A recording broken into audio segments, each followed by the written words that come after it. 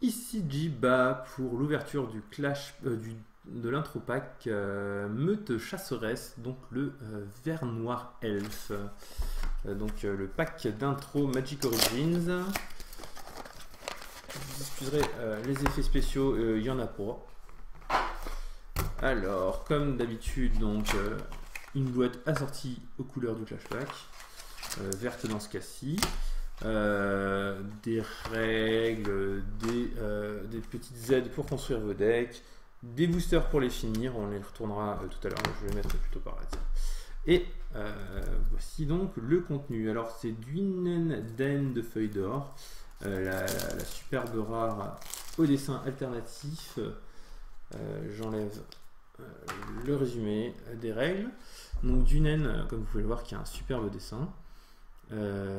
Qui est le papa des elfes, enfin plutôt la maman, puisque c'est une dame. Et avec elle, la seconde rare, c'est la Guivre avaleuse de mana. Comme d'habitude, donc je vais vous la mettre par courbe de mana pour que vous puissiez voir à peu près comment se joue le deck. Donc la Guivre ici dans la courbe à 3, des elfes 1-2 qui mettent 1 à votre adversaire quand ils attaquent, s'il n'a pas d'elfes. Des 2-2 qui mettent des elfes quand ils arrivent en jeu si vous avez déjà un elfe sur table. Des 1-1 qui font piocher. Des 2-1 qui font du mana. Ah, ça c'est pas des elfes, mais c'est des loups qui grossissent en fonction du nombre d'autres loups qui s'appellent pareil. Donc là il y en a 3, donc potentiellement vous pouvez faire 3-4-4 sur table. De quoi bloquer les volantes, de quoi grossir toutes les créatures qu'on a jouées autour d'eux. Un elfe 3-1 qui est plutôt sympathique puisqu'il force votre adversaire à se défausser quand il est bloqué. C'est toujours assez triste de le bloquer, et en même temps 3-1 c'est assez gros, donc ça vous embête à chaque fois de le laisser passer. Les 2-2 qui font un marqueur -1/-1 jusqu'à la fin du tour quand ils arrivent en jeu. La base du deck, puisqu'on joue plein d'elfes, c'est les 3-2 qui mettent autant de blessures à votre adversaire que d'elfes que vous contrôlez. Dwynnen, je vais la mettre un peu en dessous parce qu'elle est trop jolie. Des 2-2 qui vont chercher des elfes au-dessus de votre bibliothèque. Non, c'est pas celui-là. Si, c'est ça, vous révélez les cartes du dessous. Vous pouvez mettre toutes les elfes révélées de cette manière dans votre main. Et une 6-6, ici je vais la mettre au bout puisqu'elle coûte 6. Vigilance peut bloquer les volantes avec la portée. Comme dans tous les decks d'intro, de quoi fixer un petit peu votre mana avec une étendue sauvage. Des forêts, des marais très surprenants. Et on a ensuite des puissances, des masses pour grossir vos créatures en fonction du nombre de créatures. Valse macabre, de quoi récupérer des créatures dans votre cimetière jusqu'à votre main. Collecte nocturne, ça fait révéler la main de votre adversaire. Vous choisissez une carte non-terrain et il s'en défausse. Et si vous ne choisissez pas, vous pouvez choisir de ne pas choisir de carte. Dans ce cas-là, il se défausse 2 cartes de son choix. S'il a que 2 cartes, je vous conseille de ne pas choisir de cartes. Des -3/-2, des enchantements +2/+2 et le vol qui permettent en plus de sacrifier 2 créatures pour régénérer la créature qui est enchantée. -2/-2 à toutes les créatures sauf aux elfes. Ça tombe bien, vous avez quasiment que ça, à part les loups. Ils font un peu bizarre dans ce deck. Et l'araignée aussi, et l'hydre. Voilà, il y a les 5 créatures qui ne sont pas des elfes. Et la petite invocation de Joraga, +3/+3 à toutes vos créatures jusqu'à la fin du tour. Elles sont obligées d'être bloquées ce tour-ci, qui en général fait une fin de partie assez évidente. Donc, encore une fois, on a un jeu assez évident, beaucoup de créatures, toutes dans le même thème, le thème des elfes. À part les loups, je les trouve un petit peu perdus, mais enfin il fallait plus de bêtes à 2 pour faire fonctionner le deck, j'imagine. Des boosts des anti-bêtes. Le massacre du 10 Mel qui est un petit peu particulier, qui rentre bien dans ce deck parce qu'il n'y a que des elfes. Ah, j'avais oublié l'araignée, c'est pas une elfe. Mais qui aura tendance à être vraiment chiant pour votre adversaire parce que plus vous posez de créatures, plus votre adversaire va soit devoir les bloquer, soit devoir en poser pour pouvoir essayer de faire la course. À partir du moment où il essaie d'en poser autant que vous, si vous lui tuez toutes les siennes avec un -2/-2 mais que vous gardez les autres, ça va être horrible pour lui. De même, si vous invoquez de Joraga vos créatures, il va tendance à devoir bloquer avec toutes ses bêtes et à mourir tout bêtement, à perdre toutes ses bêtes. Du coup, ce qu'on va essayer d'ouvrir dans ces boosters, moi j'aimerais bien ouvrir d'autres Dwynnen pour ce deck. D'autres 1-2 parce que je trouve que la carte est plutôt pas mal et elle rentre bien dans ce deck, et en plus ben, c'est un drop A1, c'est bien. Peut-être un quatrième loup pour finir la série de loups, ou alors tous ces elfes qui sont qu'en x2 qu'on pourrait avoir en x3 ou x4 facilement. L'elfe de Dunen aussi, qui sera encore mieux si on trouve plus de cet elfe-là. Donc, des cartes rouges, je ne veux pas le savoir. Ah, ben voilà, on commence direct par une visionnaire elfe. Visionnaire elfe, c'est plutôt intéressant. Je la mets là pour l'instant, on va voir ce qu'on en fait. Un anti-bête cache pistache qui est plutôt très fort, donc on va le laisser là aussi. À mon avis, on va lui trouver une place. Je vais faire de la place pour le reste. Ça, on s'en fout. Ça, bah, je trouve que la carte, je l'aime pas déjà de base spécialement. Pardon. Je l'aime pas déjà de base, mais du coup, je vais pas la remettre en plus dans le deck. Donc je l'enlève. Ça, c'est une carte de side, c'est pas une carte qu'on va mettre de base dans le deck. Donc 3 répartis comme vous voulez entre les volantes.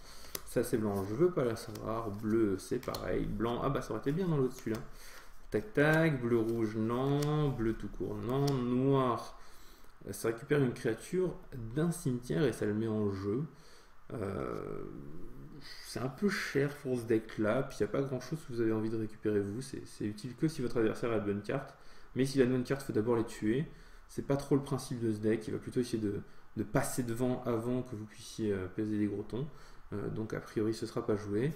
Qu'est-ce que c'est que cette rare? Alors, +1, +1, à chaque fois qu'elle attaque, vous pouvez chercher une carte de terrain de base et la mettre sur le jeu de bataille engagé, puis ça a l'air pas mal du tout ça, on va le mettre dans le jeu. Et un jeton elfe, parfait, c'est exactement ce qu'on voulait pour aller avec cette 2-2. Du coup, imaginons, alors ça c'est un bon anti-bête, on va le remplacer et enlever un mauvais anti-bête. Ben, tiens, cette valse que je n'aime pas trop, qui va dégager. On va rentrer ça aussi, puisque c'est toujours bien un équipement, puis en plus fait du advantage. On va enlever la défausse qui est pas terrible. Et du coup, pour rentrer cet elfe A2 en plus, pour l'instant, je sais pas trop quoi enlever. Je vais peut-être enlever l'araignée.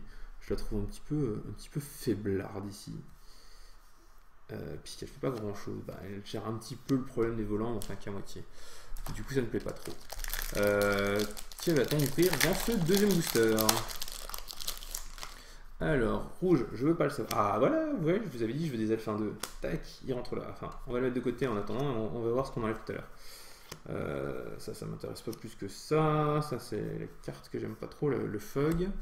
Une carte rouge, je veux pas le savoir. Du blanc, du bleu, du blanc, du 06, du bleu. Ouais. Ah, enfin une créature jouable. Le vampire qui grossit à chaque fois qu'une bête de votre adversaire meurt.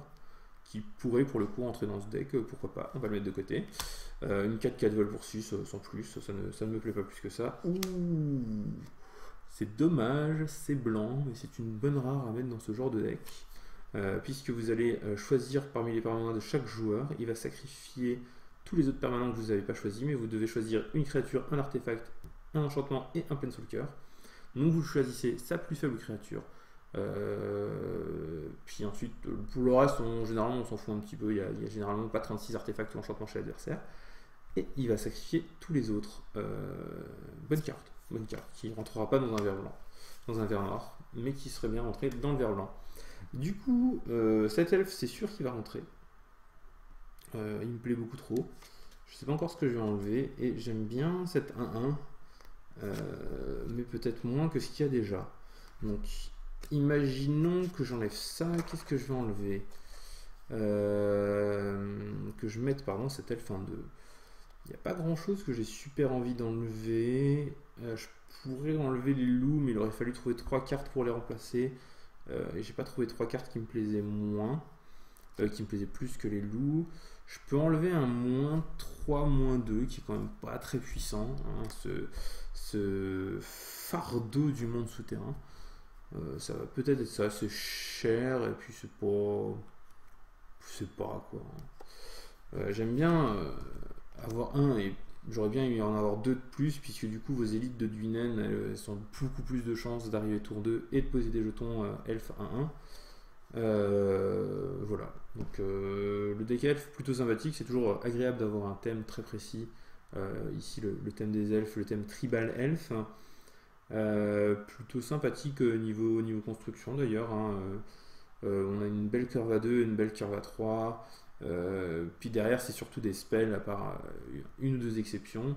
On a trouvé un joli artefact pour aller avec, ça va vous épurer les terrains de la bibliothèque, du coup, quand on pioche pas de terrain, on pioche autre chose à la place. Voilà, c'est mathématique. Et voilà, je vous conseille donc le deck, j'ai oublié le nom, hein, et je ne trouverai pas le nom. Le deck Vert Noir Elf, le pack d'intro Magic Origin.